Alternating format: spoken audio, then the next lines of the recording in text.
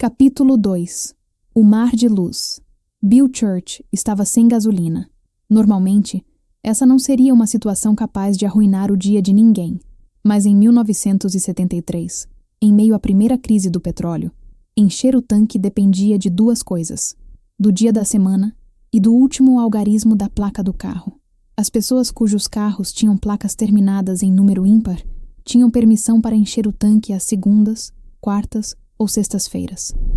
As placas pares ficavam com as terças, quintas e sábados, e o domingo era um dia de descanso, sem gasolina. A placa de Bill era ímpar, e o dia era terça-feira, o que significava que, independentemente de onde ele precisasse ir, por mais importante que fossem as suas reuniões, ele estava preso em casa, refém de alguns potentados do Oriente Médio e da OPEP. Mesmo que o número de sua placa fosse compatível com o dia da semana, ele teria que ficar 2 horas em filas que zigue-zagueavam ao redor de esquinas por muitos quarteirões, e isso se ele conseguisse encontrar um posto de gasolina que ainda estivesse aberto. 2 anos antes, houvera combustível suficiente para mandar Edgar Mitchell à Lua. Agora, metade dos postos de gasolina do país tinham falido. O presidente Nixon se pronunciara recentemente à nação, recomendando com insistência que os americanos diminuíssem a temperatura dos termostatos, participassem do transporte solidário e não usassem mais de 40 litros de gasolina por semana. Foi pedido às empresas que reduzissem a iluminação à metade nas áreas de trabalho e desligassem as luzes nos corredores e depósitos. Washington daria o exemplo mantendo apagada a tradicional árvore de Natal no jardim da Casa Branca. A nação, gorda e satisfeita, acostumada a consumir energia como comem cheeseburgers, estava em choque. Obrigada, pela primeira vez, a restringir o consumo. Falava-se até em racionar os livros que estavam sendo impressos. 5 anos depois, Jimmy Carter chamaria esse período de equivalente moral da guerra. E foi o que isso pareceu para a maioria dos americanos de meia-idade, que não precisavam racionar nada desde a Segunda Guerra Mundial. Bill voltou furioso para dentro de casa e pegou o telefone para se queixar com Hal Puthoff. Hal, um físico com especialização em lasers, atuava com frequência como uma espécie de alter ego científico de Bill. "Tem que haver uma maneira melhor", gritou Bill, frustrado. Hal concordou que estava na hora de começar a procurar algumas alternativas para o combustível fóssil, algo além do carvão, da madeira e da energia nuclear. "Mas o que mais existe?", perguntou Bill. Hal recitou uma ladainha com as atuais possibilidades. Havia a energia fotovoltaica, usando células solares, as células de combustível ou as baterias à água, uma tentativa de converter o hidrogênio da água em eletricidade na célula. Também havia o vento, os refugos industriais e até mesmo o metano, mas nenhum deles, nem mesmo os mais exóticos, estavam se revelando sólidos ou realistas. Bill e Hal concordaram que de fato era necessária uma fonte inteiramente nova, um suprimento de energia barato, inesgotável, talvez ainda não descoberto. A conversa dos dois com frequência se desviava para esse tipo de orientação especulativa. Hal apreciava principalmente a tecnologia de vanguarda. Quanto mais futurista, melhor. Ele era mais um inventor do que um físico comum, e aos 35 anos de idade já tinha a patente de um laser infravermelho sintonizável. Hal era um homem que, em grande parte, vencera pelo próprio esforço, tendo custeado os próprios estudos depois que o pai morreu quando ele estava no início da adolescência. Formara-se pela Universidade da Flórida em 1958, ano seguinte ao do lançamento do Sputnik 1, mas atingira a maioridade durante o governo Kennedy. A semelhança de muitos rapazes de sua geração, levou a sério a principal metáfora de Kennedy, que dizia que os Estados Unidos deviam partir em direção a uma região inexplorada. Ao longo dos anos, e mesmo depois de o programa espacial americano ter desaparecido gradualmente, devido tanto à falta de interesse quanto à ausência de financiamentos, Hal conservaria um idealismo humilde a respeito do seu trabalho e do papel fundamental que a ciência desempenhava no futuro da humanidade. Hal acreditava que a ciência impulsionava a civilização. Ele era um homem pequeno e forte, que lembrava vagamente Mickey Rooney, de cabelo castanho avermelhado, cuja vida interior é efervescente de pensamentos alternativos e de possibilidades do tipo o que aconteceria se escondia-se atrás de um exterior fleumático e despretensioso. À primeira vista, ele dificilmente aparentava ser um cientista de vanguarda. No entanto, Hall tinha a opinião de que o trabalho de vanguarda era vital para o futuro do planeta, para oferecer inspiração para o ensino e o crescimento econômico. Ele também gostava de sair do laboratório e tentar utilizar a física para solucionar questões da vida real.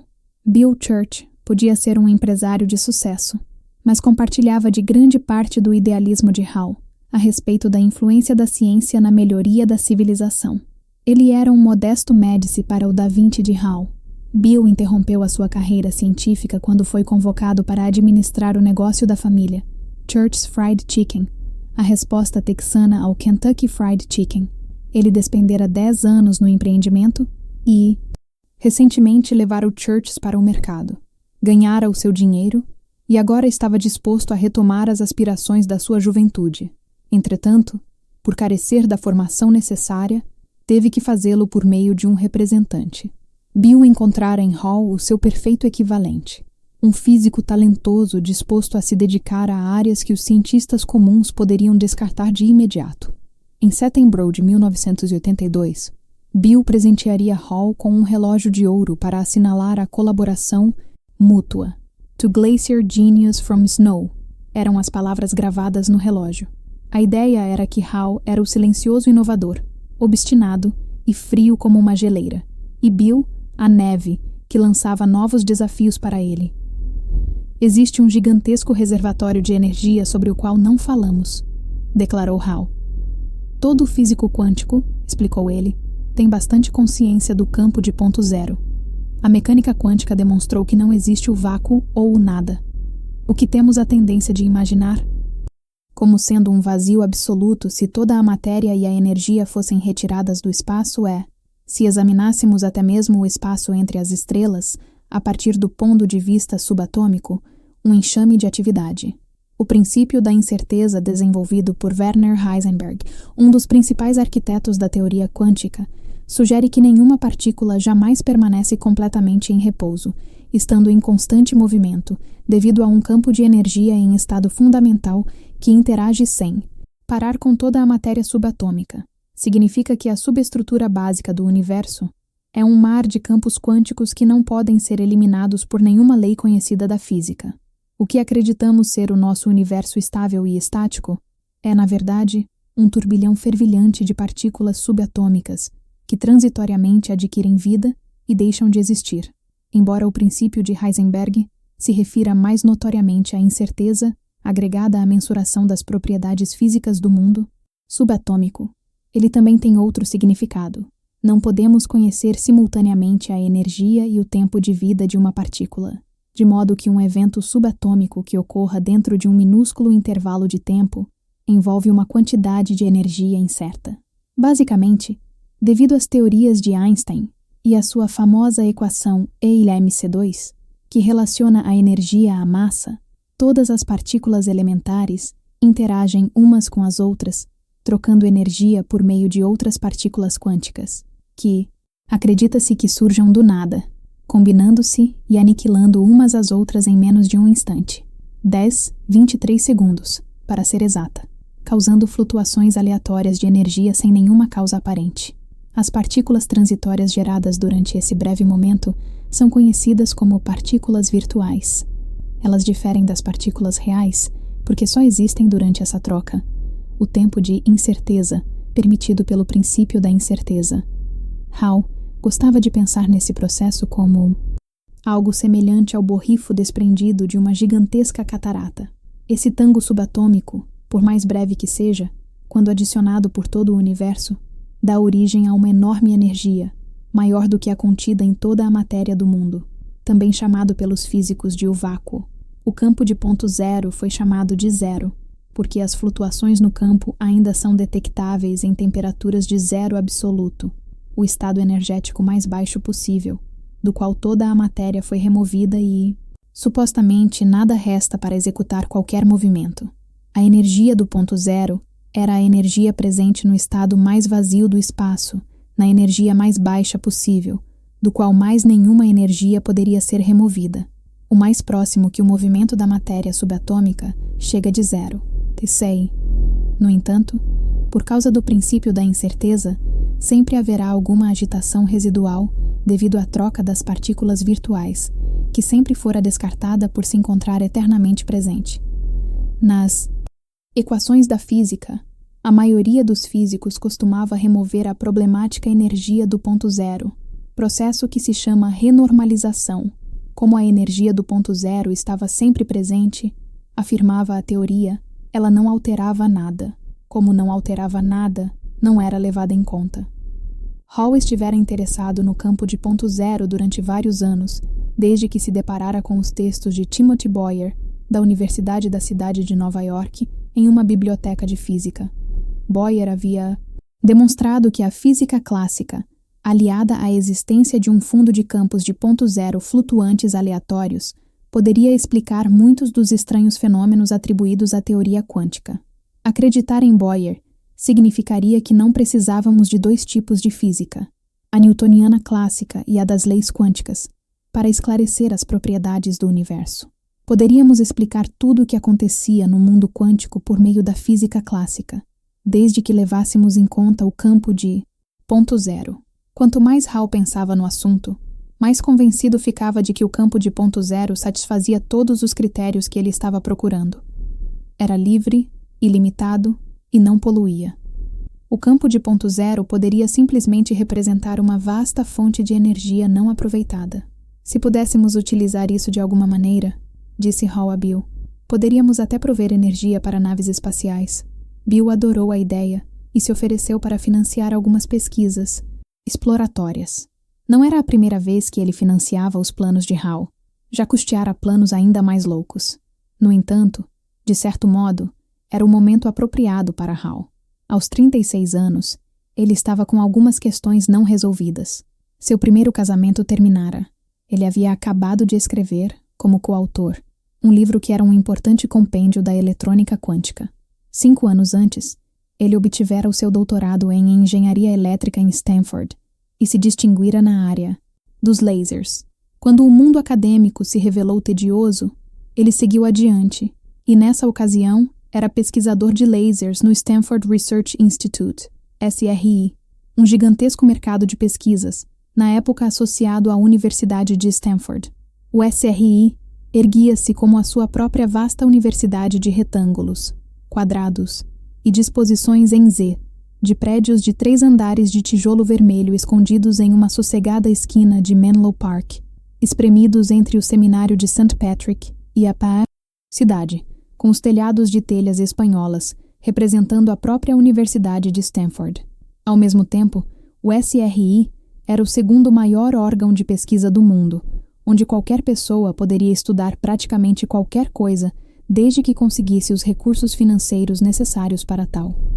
Hall dedicou vários anos à leitura de literatura científica e à execução de alguns cálculos elementares. Examinou outros aspectos correlatos do vácuo e da relatividade geral de uma maneira mais fundamental.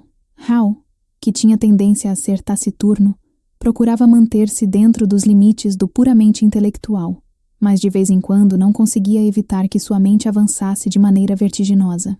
Embora esses fossem os primeiros dias, Hall sabia que tropeçara em algo extremamente importante para a física. Tratava-se de um incrível avanço, possivelmente até uma maneira de aplicar a física quântica ao mundo em larga escala, ou talvez fosse uma ciência de todo nova. Isso estava além dos lasers ou de qualquer outra coisa que ele já havia feito até então. Ele se sentia um pouco como se fosse Einstein descobrindo a relatividade. Com o tempo, Hall compreendeu com exatidão o que tinha nas mãos. Estava prestes a descobrir que a nova física do mundo subatômico talvez estivesse errada, ou pelo menos precisasse de uma drástica revisão.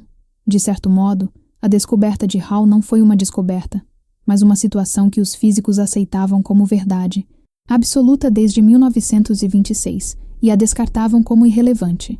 Para o físico quântico, ela é um contratempo a ser retirado e desprezado. Para o religioso ou o místico, é a ciência comprovando o milagroso. O que os cálculos quânticos demonstram é que nós e o nosso universo respiramos em algo que corresponde a um mar de movimento, um mar quântico de luz.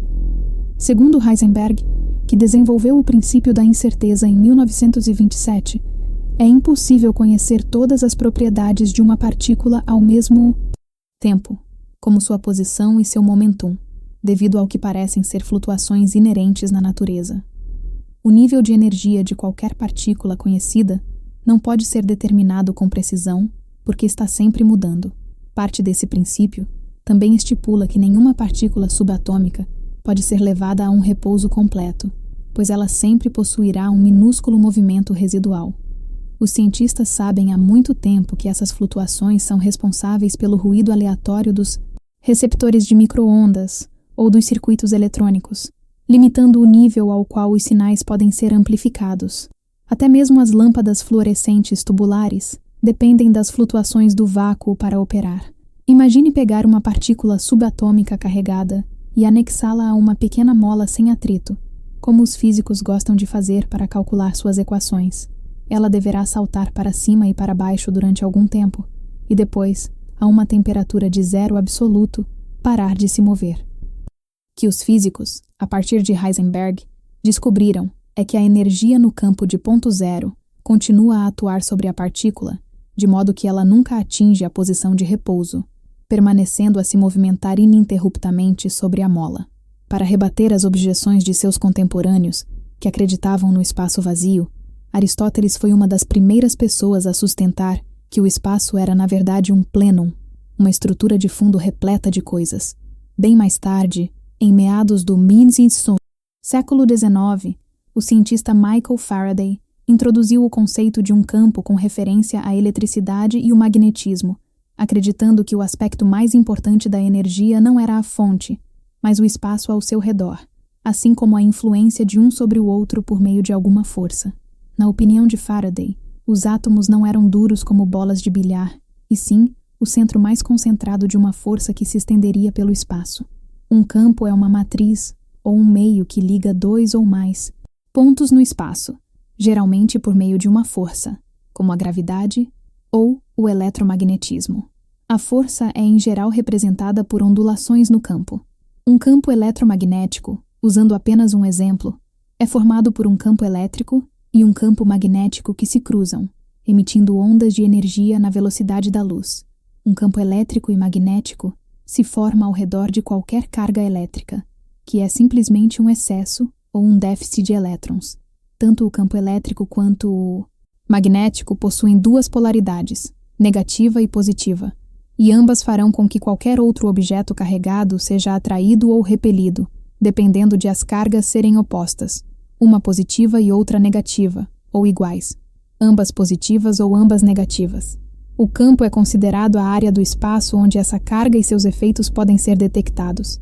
A noção de campo eletromagnético é uma abstração conveniente inventada pelos cientistas e representada por linhas de força indicadas pela direção e pela forma, para tentar entender as ações aparentemente extraordinárias da eletricidade e do magnetismo, e a sua capacidade de influenciar objetos à distância, e tecnicamente até o infinito, sem nenhuma substância ou matéria detectável entre eles. Para simplificar, um campo é uma região de influência, como descreveram dois pesquisadores. Todas as vezes que usamos a nossa torradeira, os campos ao redor dela perturbam, levemente, partículas energizadas nas galáxias mais distantes.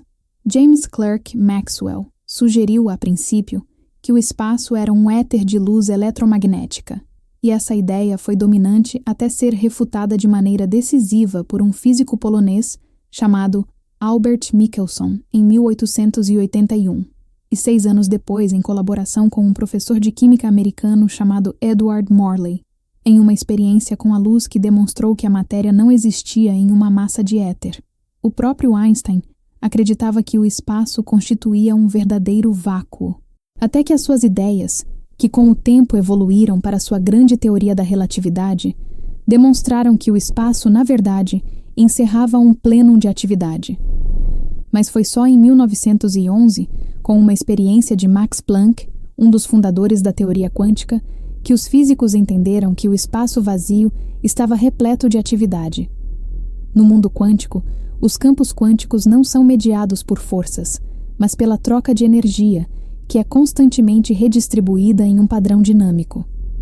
Essa troca constante é uma propriedade intrínseca das partículas, de modo que até mesmo as partículas reais nada mais são do que um pequeno aglomerado de energia que emerge por um curto período de tempo e volta a desaparecer no campo subjacente. De acordo com a teoria do campo quântico, a entidade individual é transitória e insubstancial. As partículas não podem ser separadas do espaço vazio que as cerca. O próprio Einstein reconheceu que a matéria era extremamente intensa, de certo modo, um distúrbio da perfeita aleatoriedade, e que a única realidade fundamental era a entidade subjacente, o próprio campo. 10. As flutuações no mundo atômico correspondem a um incessante passar da energia de um lado para o outro, como uma bola em um jogo de ping-pong. Essa troca de energia é análoga a emprestar 1 centavo para alguém. Ficamos 1 centavo mais pobres, e a outra pessoa 1 centavo mais rica, até que ela paga o centavo de volta e os papéis se invertem. Esse tipo de emissão e a reabsorção das partículas virtuais ocorrem não só entre fótons e elétrons, mas em todas as partículas quânticas do universo. O campo de ponto zero é um repositório de todos os campos, de todos os estados fundamentais de energia e de todas as partículas virtuais. Um campo de campos. Toda troca de cada partícula virtual irradia energia. A energia do ponto zero em qualquer transação particular em um campo eletromagnético é inimaginavelmente minúscula, a metade de um fóton. Mas se somarmos todas as partículas de todas as variedades no universo que estão constantemente adquirindo vida e deixando de existir, nos vemos diante de uma vasta e inexaurível fonte de energia, igual ou maior do que a densidade de energia em um núcleo atômico, discretamente posicionada em segundo plano no espaço vazio à nossa volta, como um pano de fundo difuso e sobrecarregado. Foi calculado que a energia total do campo de ponto zero excede toda a energia da matéria por um fator de 1040, ou 1 seguido de 40 zeros, de 11. Como descreveu certa vez o grande físico Richard Feynman ao tentar explicar uma ideia dessa magnitude, a energia em um único metro cúbico é suficiente para ferver todos os oceanos do mundo. Daí o campo de ponto zero sugeria 2 possibilidades irresistíveis para Hall. É claro que representava o santo grau da pesquisa sobre energia. Se pudéssemos de alguma maneira utilizar esse campo, poderíamos ter toda a energia que um dia iríamos precisar, não apenas para não faltar combustível na Terra, mas para a propulsão espacial que nos conduzirá às estrelas mais distantes. No momento, viajar para a estrela mais próxima fora de nosso sistema solar exigiria um foguete tão grande quanto o Sol para transportar o combustível necessário. Mas havia também uma implicação maior, a de um vasto mar de energia subjacente. A existência do campo de ponto zero sugeria que toda a matéria no universo estava interligada por ondas, que estão espalhadas através do tempo e do espaço e podem prosseguir infinitamente, ligando cada parte do universo a todas as outras.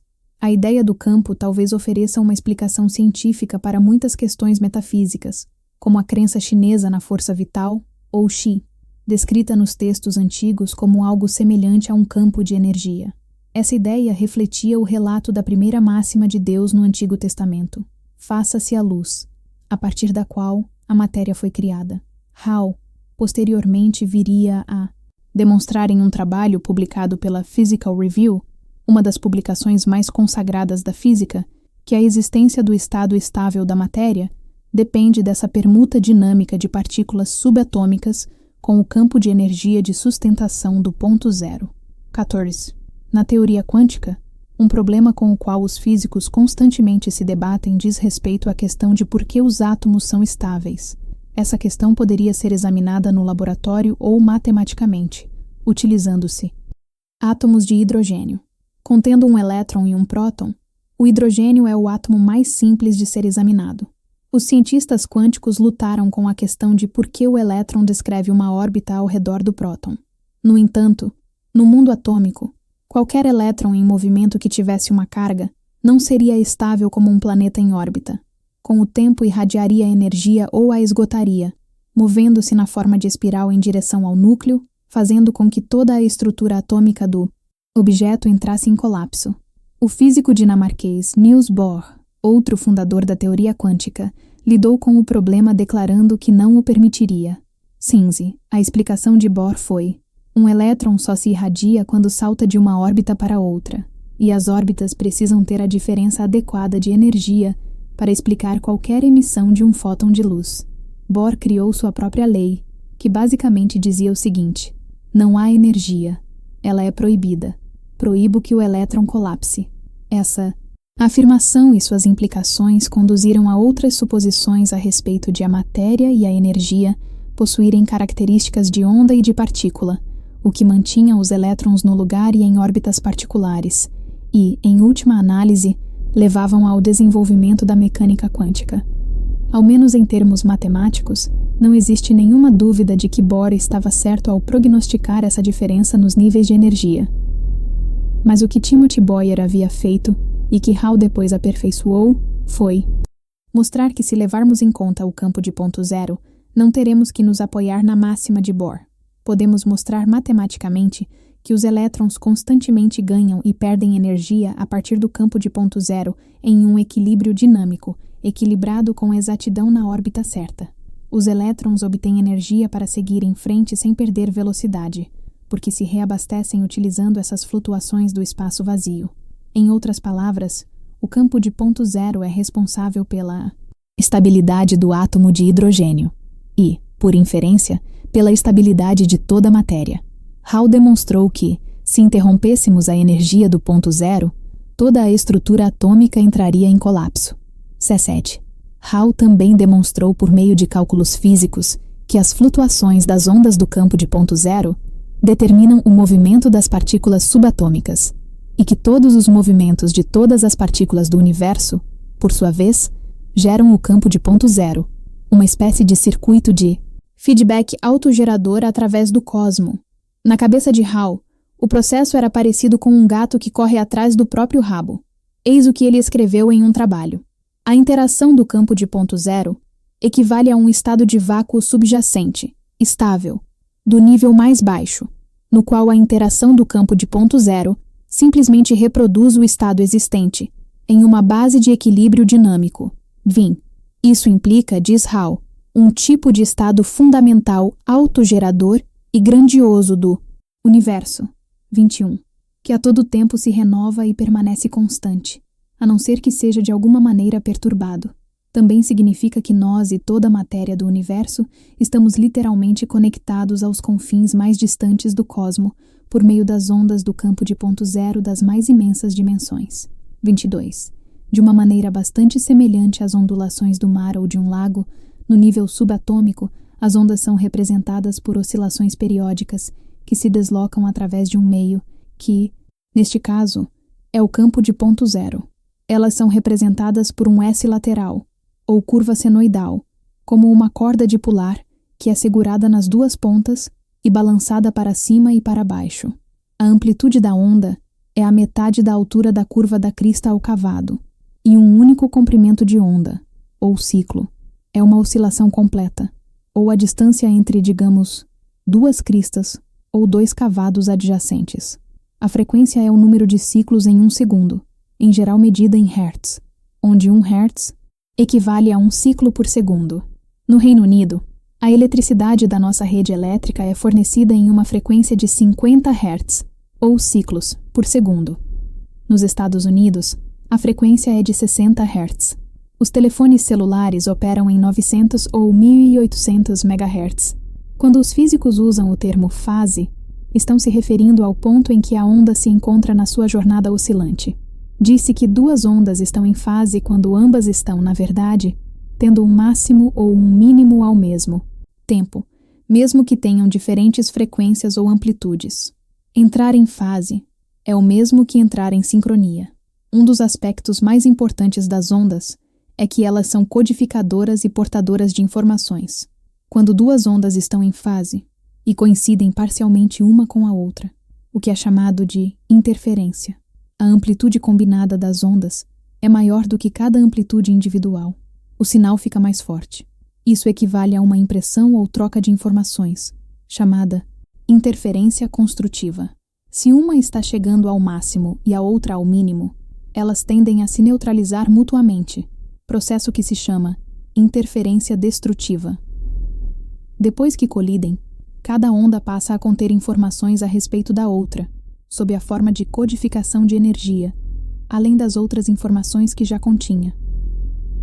Os padrões de interferência correspondem a uma constante acumulação de informações, e as ondas possuem uma capacidade quase infinita de armazenamento.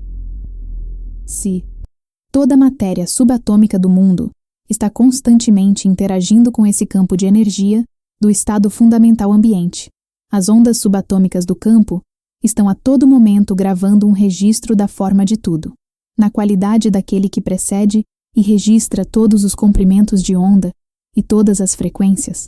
O campo de ponto zero é uma espécie de sombra do universo para todos os tempos, uma imagem especular e um registro de tudo que já existiu. De certo modo, o vácuo é o início e o fim de tudo no universo. 23. Embora toda a matéria esteja cercada pela energia do ponto zero, que bombardeia de maneira uniforme determinado objeto, houve casos em que os distúrbios no campo puderam ser mensurados. Um dos distúrbios causados pelo campo de ponto zero é o deslocamento de Lamb, que recebeu o nome em homenagem ao físico americano Willis Lamb, e foi desenvolvido durante a década de 1940, com a utilização de um radar do período da guerra, que mostra que as flutuações do ponto zero fazem com que os elétrons se desloquem um pouco em suas órbitas, provocando desvios de cerca de 1000 MHz na frequência. Outra ocorrência foi descoberta na mesma década, quando um físico holandês chamado Hendrik Casimir demonstrou que duas placas de metal colocadas próximas uma da outra formam uma atração que parece puxá-las para mais perto uma da outra. Isso acontece porque quando duas placas são colocadas bem perto uma da outra, as ondas do ponto zero entre as placas ficam restringidas àquelas que essencialmente abarcam a lacuna. Como alguns comprimentos de onda do campo são excluídos, isso provoca um distúrbio no equilíbrio do campo, e o resultado é um desequilíbrio de energia, com menos energia no intervalo entre as placas do que no espaço vazio do lado de fora. Essa maior densidade de energia faz com que as duas placas de metal se atraiam. Outra demonstração clássica do campo de ponto zero é o efeito Van der Waals, que também recebeu o nome em homenagem ao seu descobridor, o físico holandês Johannes Diederik van der Waals. Ele descobriu que forças de atração e repulsão atuam entre os átomos e moléculas por causa da maneira como a carga elétrica é distribuída. E com o tempo, descobriu-se que, uma vez mais, isso tem a ver com um desequilíbrio local no equilíbrio do campo. Essa propriedade permite que certos gases se transformem em líquidos. Também foi demonstrado que a emissão espontânea, quando os átomos decaem e emitem radiação sem nenhuma razão aparente, é um efeito do campo de ponto zero. Timothy Boyer, o físico cujo trabalho entusiasmou Puthoff, demonstrou que muitas das propriedades do outro lado do espelho, da matéria subatômica, com as quais os físicos se debatiam, e que resultaram na formulação de um conjunto de estranhas regras quânticas, poderiam facilmente ser explicadas na física clássica, desde que o campo de ponto zero fosse incluído como um fator. A incerteza, a dualidade onda-partícula, o movimento flutuante das partículas, tudo tinha a ver com a interação da matéria e o campo de ponto zero. Hall até mesmo começou a se perguntar se isso não poderia explicar o que continua a ser a mais misteriosa e exasperante das forças, a gravidade. A gravidade é a Waterloo da física. A tentativa de entender a base dessa propriedade fundamental da matéria e do universo tem atormentado os maiores gênios da física. O próprio Einstein, que foi capaz de descrever a gravidade de uma maneira bastante satisfatória por meio da sua teoria da relatividade, não conseguiu explicar qual era a origem dela. Ao longo dos anos, muitos físicos, inclusive Einstein, fizeram diversas tentativas. Tentaram atribuir à gravidade uma natureza eletromagnética, defini-la como uma força nuclear, ou até mesmo conferir um conjunto próprio de regras quânticas para ela, mas tudo foi inútil. Mais tarde, em 1968, o respeitado físico soviético Andrei Sakharov virou de cabeça para baixo a premissa habitual. E se a gravidade não fosse uma interação entre objetos, e sim um efeito residual? Falando de maneira mais clara, E se a gravidade fosse um efeito secundário do campo de ponto zero, causado por alterações no campo motivadas pela presença da matéria? 25.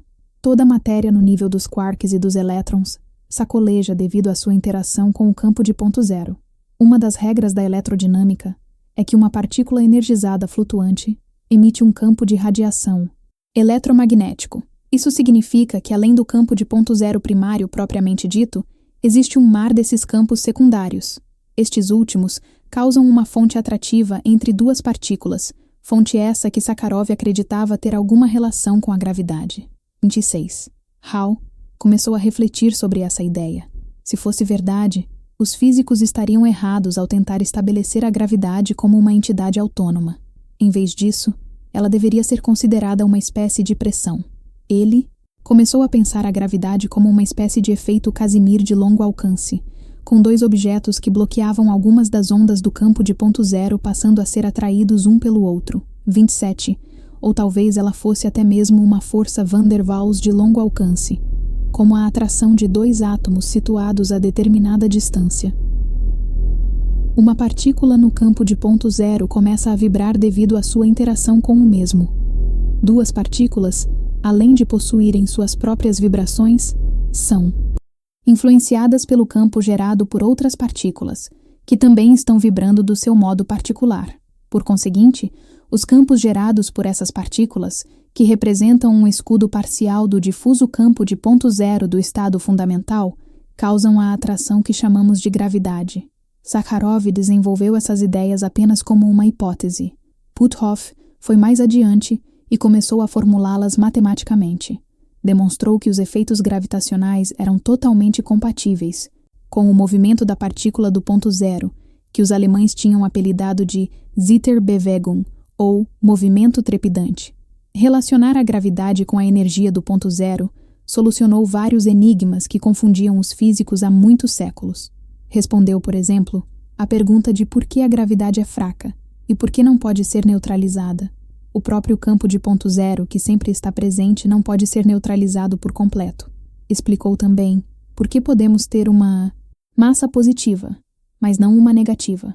Por fim, reuniu a gravidade às outras forças da física, como a força nuclear e o eletromagnetismo, formando uma teoria convincente e unificada, algo que os físicos sempre estiveram ansiosos por fazer, mas que nunca haviam conseguido. Hall publicou a sua teoria da gravidade e obteve aplausos educados e comedidos.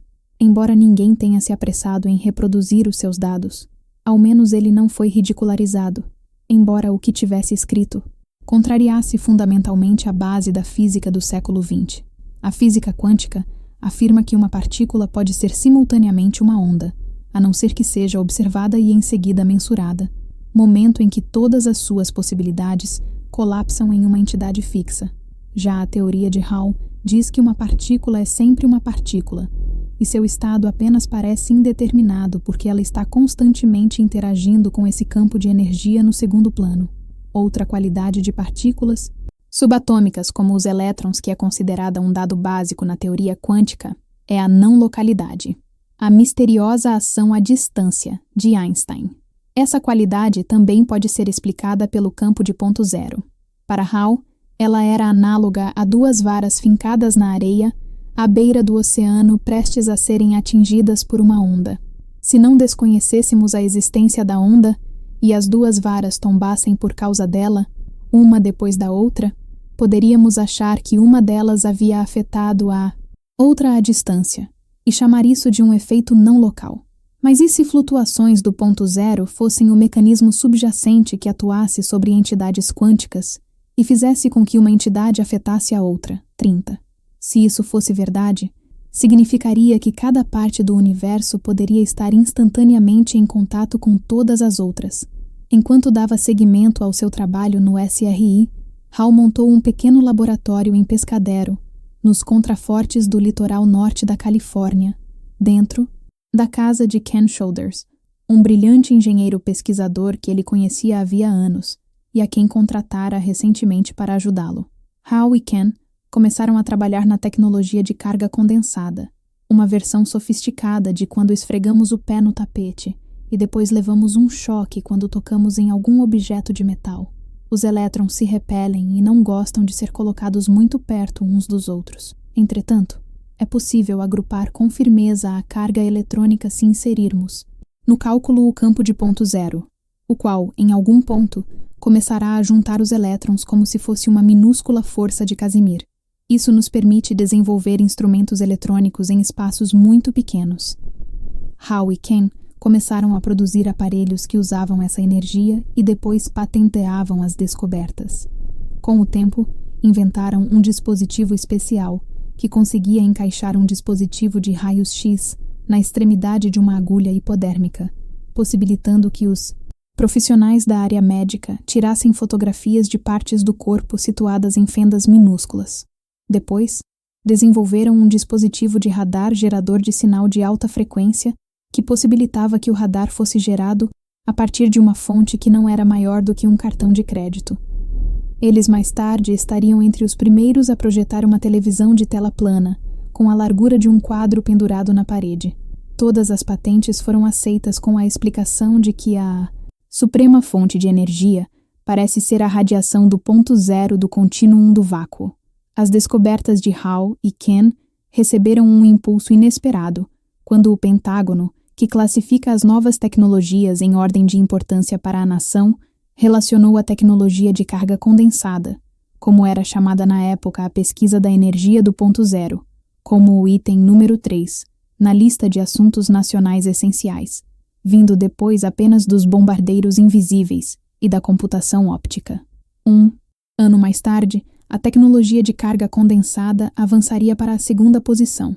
O Interagency Technological Assessment Group estava convencido de que Howe estava trabalhando em algo importante para o interesse nacional e que o aeroespaço só poderia ser mais bem desenvolvido se fosse possível extrair energia do vácuo. Com o governo dos Estados Unidos apoiando seu trabalho, Puthoff e Shoulders puderam escolher entre um leque de empresas privadas dispostas a financiar as pesquisas deles. Em 1989, por fim aceitaram a oferta da Boeing, que estava interessada no minúsculo dispositivo de radar deles e planejava financiar o desenvolvimento do mesmo como parte de um grande projeto. Este último definhou por alguns anos, e depois a Boeing deixou de ter os recursos financeiros necessários. Quase todas as outras companhias exigiam um protótipo em escala natural antes de começar a financiar o projeto. Howe decidiu criar a sua própria empresa para desenvolver o dispositivo de raios-x. Chegou a percorrer metade do caminho nessa direção, mas lhe ocorreu que estava prestes a fazer um desvio indesejável. Howe poderia ganhar muito dinheiro, mas ele só estava interessado no projeto por causa do dinheiro que poderia usar para financiar a sua pesquisa em energia. Ele calculou que fundar e administrar a sua empresa tomaria pelo menos 10 anos de sua vida, assim como o negócio de família de Bill consumira uma década da vida dele. Era bem melhor, raciocinou Howe, simplesmente procurar um financiamento para a pesquisa da energia propriamente dita. Naquele momento, Howe tomou uma decisão. Manteria sua mente voltada para o objetivo altruísta com o qual começara, e com o tempo, apostaria todas as suas fichas nele. Primeiro o serviço, em seguida a glória, e por último, caso acontecesse, a remuneração. Howe esperaria quase 20 anos para que outra pessoa reproduzisse e expandisse suas teorias. A confirmação chegou em uma mensagem telefônica, deixada às 3 horas da manhã, que teria parecido arrogante, até mesmo ridícula, para a maioria dos físicos. Bernie Reich estivera concluindo alguns detalhes finais em seu escritório, em Lockheed, Palo Alto, preparando-se para se dedicar a uma bolsa de pesquisa que conseguira no Instituto Max Planck, em Garching, Alemanha. Bernie era um astrofísico que aguardava ansioso pela última parte do verão, que passaria fazendo pesquisas sobre a emissão de raios-x pelas estrelas, e achava que tinha tido sorte por ter conseguido essa oportunidade. Bernie era um híbrido estranho. Tinha uma postura formal e cautelosa no trabalho, que camuflava uma expressividade que encontrava seu escoadouro escrevendo canções folclóricas. No laboratório, contudo, ele era tão pouco inclinado a exageros quanto o seu amigo colombiano Alfonso Rueda, respeitado físico e especialista em matemática aplicada da Universidade do Estado da Califórnia em Long Beach, que deixara a mensagem: os físicos dificilmente Eram famosos por terem algum senso de humor em relação ao trabalho deles. E o Rueda era um homem quieto e detalhista, com certeza pouco inclinado à presunção. Talvez aquela fosse uma pegadinha idealizada pelo colombiano. A mensagem deixada na secretária eletrônica de Reich dizia o seguinte: "Oh, meu Deus, acho que acabo de deduzir F-ma." Para um físico, uma pessoa fazer essa declaração era o mesmo que dizer que havia resolvido uma equação matemática que provava a existência de Deus. Neste caso, Deus era Newton e Fima, o primeiro mandamento. A fórmula Fma é um princípio central da física, postulado em 1687 por Newton em seu Principia, a Bíblia da Física Clássica, como a equação fundamental do movimento. Ele era tão crucial para a teoria da física que era um dado básico, um postulado. Não era uma coisa demonstrável. Era simplesmente algo que se supunha ser verdade e jamais era colocado em discussão. A força é igual à massa, ou à inércia, multiplicada pela aceleração. Ou então, a aceleração que obtemos é inversamente proporcional à massa para qualquer força considerada. A inércia, a tendência de os objetos ficarem quietos no lugar e terem dificuldade para entrar em movimento, e uma vez em movimento terem dificuldade em parar, se opõe à nossa capacidade de aumentar a velocidade de um objeto. Quanto maior o objeto, mais força é necessária para fazer com que ele entre em movimento. A quantidade de esforço para arremessar uma mosca por muitos metros não fará um hipopótamo começar a sair do lugar. A questão era que não se demonstra matematicamente um mandamento. Ele é usado para se construir toda uma religião. Todos os físicos depois de Newton consideraram isso um pressuposto fundamental e construíram suas teorias e experiências com base nesse fundamento. O postulado de Newton havia definido a massa inercial e estabelecido o fundamento da mecânica física para os últimos 300 anos. Todos sabemos que ele é verdadeiro, embora ninguém pudesse de fato comprová-lo. Nice. E agora Alfonso Rueda estava afirmando, na mensagem telefônica, que essa equação, a mais famosa da física depois de IRMC2, era o resultado final de um complicado cálculo matemático, ao qual ele vinha laboriosamente se dedicando até altas horas da noite durante muitos meses. Ele enviaria os detalhes para Reich, na Alemanha. Embora estivesse envolvido com o trabalho do aeroespaço, Bernie Reich lera algumas dissertações de Hal Puthoff e se interessara pelo campo de ponto zero, em grande parte por ser uma possível fonte de energia para as viagens espaciais de longa distância. Bernie fora inspirado pelo trabalho dos físicos britânicos Paul Davies e William Unruh, da University of British Columbia. Os dois haviam descoberto que se nos deslocamos a uma velocidade constante através do vácuo, nada parece mudar. No entanto, assim que começamos a acelerar, o vácuo começa a aparecer um mar morno de radiação de calor a partir da nossa perspectiva enquanto nos movemos. Bernie começou a se perguntar se a inércia, a semelhança dessa radiação de calor, seria causada pela aceleração através do vácuo. Depois, em uma conferência, ele conhecera Rueda, um cientista famoso com uma extensa formação em matemática de alto nível, e após muito encorajamento e estímulo da parte de Bernie, o quase sempre austero Rueda começou a trabalhar na análise que envolvia o campo de ponto zero e um oscilador idealizado, um dispositivo fundamental, usado para resolver muitos problemas clássicos da física. Embora Bernie tivesse a sua própria qualificação técnica, precisava de um matemático de alto nível para fazer os cálculos. Ele ficara intrigado com o trabalho de Hall sobre a gravidade e admitia a possibilidade de que talvez houvesse uma ligação entre a inércia e o campo de ponto zero. Muitos meses mais tarde, Rueda concluiu os cálculos. Descobriu que um oscilador obrigado a acelerar através do campo de ponto zero enfrentará resistência, e que essa resistência será proporcional à aceleração. Parecia para o mundo inteiro que eles tinham acabado de conseguir mostrar por que é Fima. Não era mais do que isso porque Newton havia simplesmente se dignado a defini-lo como tal. Se Alfonso estivesse certo, um dos axiomas fundamentais do mundo fora reduzido a algo que poderíamos deduzir da eletrodinâmica. Não tínhamos que pressupor nada. Poderíamos provar que Newton estava correto, simplesmente levando em consideração o campo de ponto zero. Após receber os cálculos de Rueda, Bernie entrou em contato com Hal Puthoff, e os três decidiram trabalhar juntos. Burney escreveu um texto muito longo sobre o assunto. Depois de alguma relutância, a Physical Review, publicação tradicional e prestigiosa da física, publicou o texto sem alterações em fevereiro de 1994. O trabalho demonstrou que a propriedade de inércia que todos os objetos do universo físico possuem era simplesmente a resistência a ser acelerada através do campo de ponto zero. No texto, eles demonstraram que a inércia é o que se chama de força Lorentz, uma força que reduz a velocidade das partículas que se deslocam em um campo magnético. Neste caso, o campo magnético é um componente do campo de ponto zero, reagindo com as partículas atômicas carregadas. Quanto maior o objeto, maior o número de partículas que ele contém, e mais ele é mantido estacionário pelo campo. Basicamente, o que eles estavam dizendo era que o material sólido e estável que chamamos de matéria, ao qual todos os físicos a partir de Newton têm atribuído uma massa inata, era uma ilusão.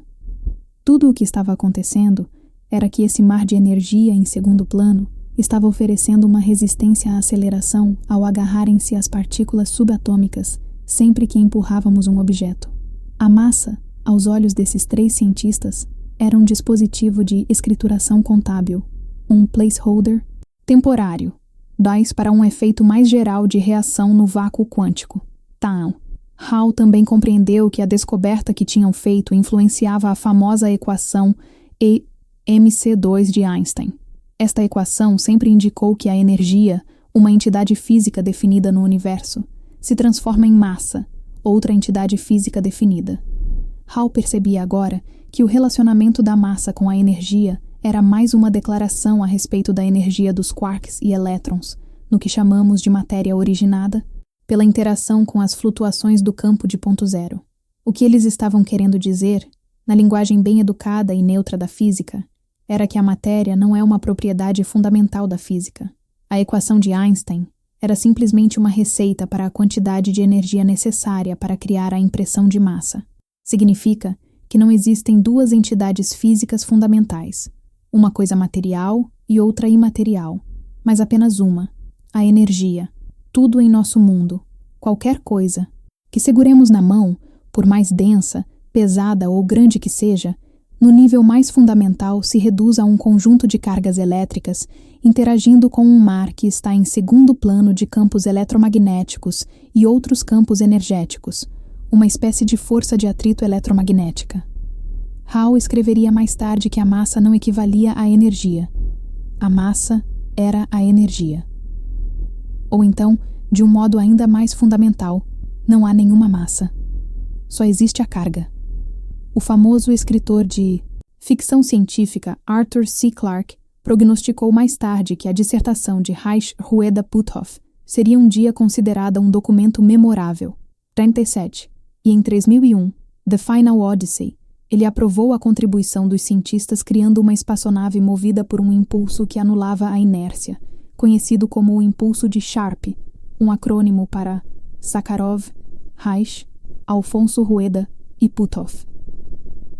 Eis o que Clarke escreveu ao justificar o fato de ter imortalizado a teoria deles. O texto aborda um problema que é tão fundamental que normalmente é aceito como uma verdade absoluta. Costuma-se dizer com grande indiferença: o universo é assim. A pergunta que HR e P fizeram é a seguinte: o que confere massa, ou inércia, a um objeto para que ele requeira um esforço para começar a se mover, e exatamente o mesmo esforço para ser devolvido ao seu estado inicial?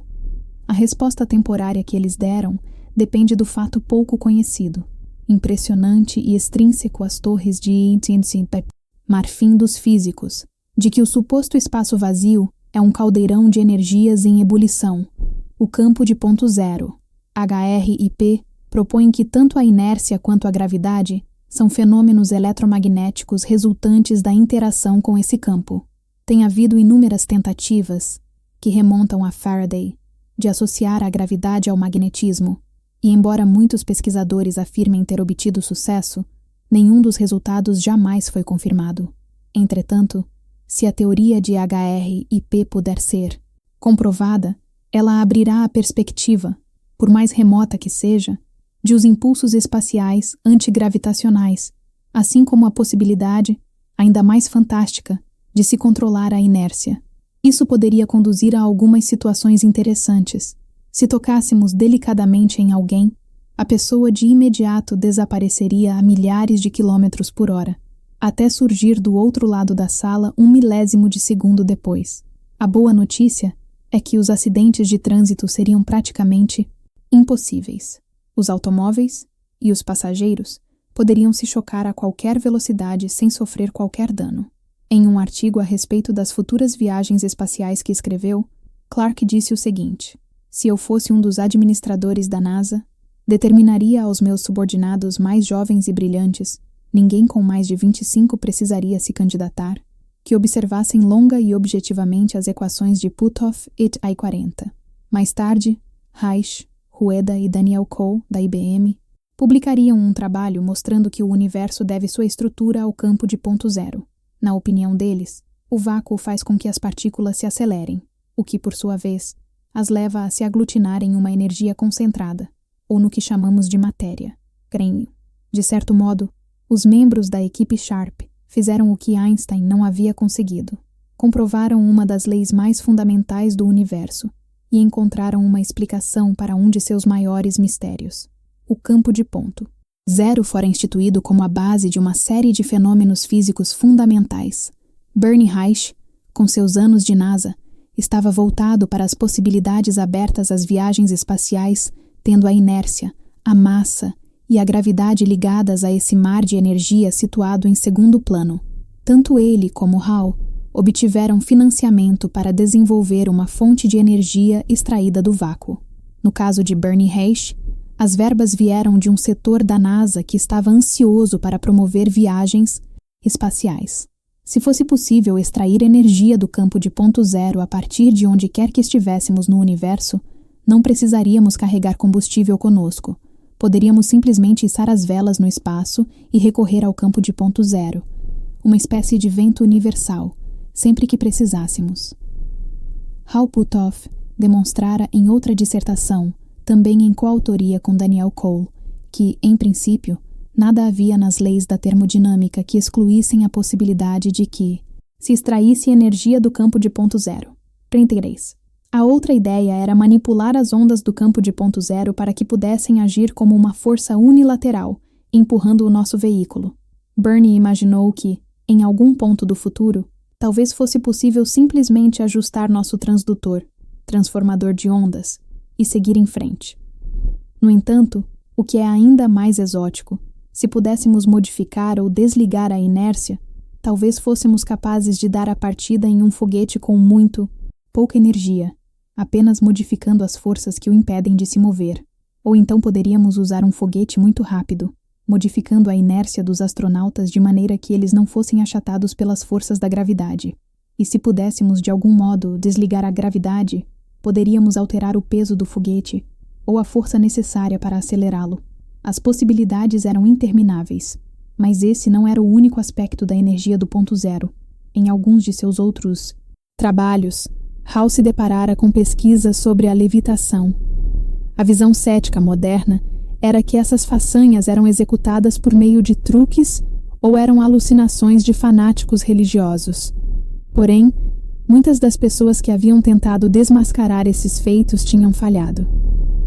Hall encontrou anotações requintadas sobre tais eventos. Para o físico que existia dentro dele, que sempre precisava desmontar uma situação considerada e examinar as partes, como fizera na juventude com os aparelhos, usados pelos radioamadores, o que estava sendo descrito parecia ser um fenômeno relativístico. A levitação é categorizada como psicocinese, que é a capacidade de os seres humanos fazerem com que objetos, ou as próprias pessoas, se movimentem na ausência de qualquer força conhecida. Os casos registrados de levitação com os quais Hall havia topado só pareciam possíveis em termos físicos se a gravidade tivesse sido de alguma maneira manipulada. Se essas flutuações no vácuo, consideradas tão inexpressivas pela maioria dos físicos quânticos, de fato correspondessem a algo que pudesse ser aproveitado à vontade, fosse para abastecer automóveis ou mover objetos, apenas concentrando nossa atenção neles, então as implicações não só de sua utilização como combustível, seriam enormes em todos os aspectos de nossa vida. Poderia ser a coisa mais próxima que temos do que em Guerra nas Estrelas era chamado de a força. Em seu trabalho profissional, Hall tinha o cuidado de permanecer sempre dentro dos limites da teoria conservadora da física. Entretanto, no âmbito pessoal, estava começando a entender as implicações metafísicas de um mar de energia existente em um plano de fundo. Se a matéria não era estável, e sim um elemento essencial em um ambiente subjacente, um mar aleatório de energia, então deveria ser possível utilizá-la como uma matriz vazia sobre a qual padrões coerentes poderiam ser inscritos, ainda mais porque o campo de ponto zero havia registrado tudo o que já acontecera no mundo por intermédio da codificação da interferência das ondas. Esse tipo de informação poderia explicar a partícula coerente e as estruturas de campo, mas também poderia haver uma escada ascendente de outras possíveis estruturas de informação, talvez campos coerentes ao redor de organismos vivos, ou quem sabe isso funcionaria como uma memória não bioquímica no universo. Poderia até ser possível de alguma maneira organizar essas flutuações por meio de um ato de vontade. Item 5. Como Clarke escreveu, é possível que já estejamos fazendo uso disso de uma maneira bem diminuta, o que talvez explique alguns dos resultados anômalos over unity que hoje estão sendo relatados em muitos dispositivos experimentais por técnicos aparentemente respeitáveis. Assim como Reich, Hall era um físico que não deixava sua mente correr à solta, mas quando ele se permitiu alguns momentos de especulação, percebeu que isso representava nada menos do que um conceito unificador do universo, que mostrava que tudo estava de algum modo conectado e equilibrado com o resto do cosmo. A moeda corrente do universo poderia ser a informação adquirida, estampada sobre esse campo fluido e mutável de informação. O campo demonstrou que a verdadeira moeda corrente do universo, a razão de sua estabilidade, é uma troca de energia. Se estávamos todos ligados por meio do campo, então talvez fosse possível recorrer a esse vasto reservatório de informação de energia e extrair informações dele. Com um banco de energia tão vasto a ser utilizado, praticamente qualquer coisa era possível se os seres humanos tivessem algum tipo de estrutura quântica que lhes permitisse ter acesso a ele. Mas havia o obstáculo. Tudo isso exigiria que nosso corpo operasse de acordo com as leis do mundo quântico.